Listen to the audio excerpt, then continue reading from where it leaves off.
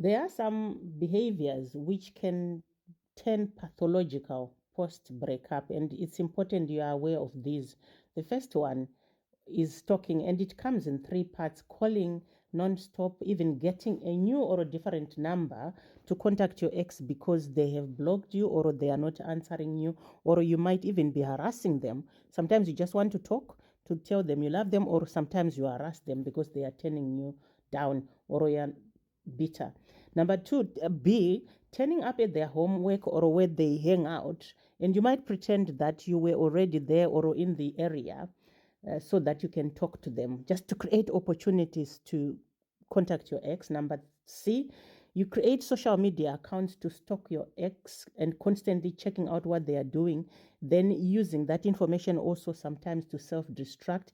And number two, calling and harassing, threatening, or befriending someone they are dating or someone you feel they might want to date. And the third one is feeling like you cannot live without your ex, therefore you desire to give up on life. So it's helpful for you to be aware of these self-destructive habits. And this is why you need a self-care habit. This is why you need support. And this is why you need to be intentional about your healing. Because a breakup can plunge you into despair. You can spiral into unhealthy behaviors or into a mental health crisis. And that is true. If you have probably read a bit about therapy, you will find that most of people who seek therapy because of relationships. Of course, we are in relationships with something or someone at all times, but mostly it's to do with our romantic relationship, because that's when people start to try and understand why they do what they do and why things are happening as they are happening. And from the world where I come from originally, we also have people seeking spiritual support.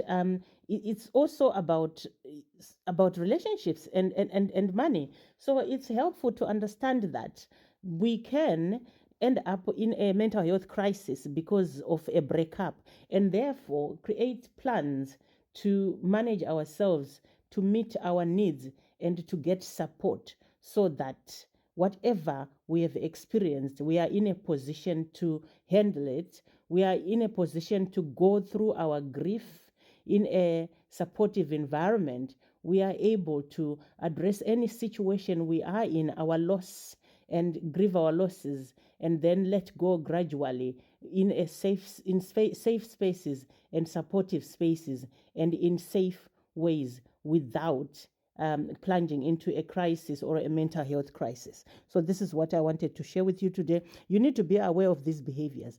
And again, I like to encourage people to be very much aware of enabling, because society enables us sometimes to do things that are not helpful for us, not because society wants us to self-destruct, but sometimes we come across people who are supposedly supporting us, but they don't know that by so doing, supporting us in the way they are supporting us might not be helpful for us. Rather, we need to be supported in a container that's safe, where we have tools, where we are learning skills, and where we are learning to objectively evaluate how we are feeling and creating solutions forward. See you tomorrow.